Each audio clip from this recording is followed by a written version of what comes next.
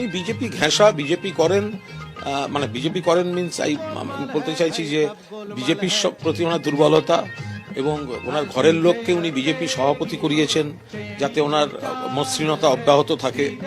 CBI supreme কোর্টে গেছেন, সুদীপ দা মোদির কাছে গেছেন, ওটা সেটেলড, ওটা আইনিভাবে ওই ব্যাপারটা উনি স্থায়ী বেলে আছেন, ওখানে কোনো অসম্পূর্ণতা নেই।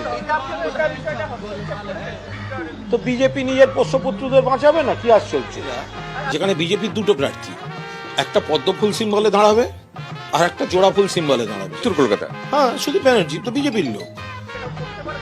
আরে এত বড় পৃথিবী, এত বড় জগৎ, এখানে অবিশ্বাস্য কোনো ঘটনা নেই।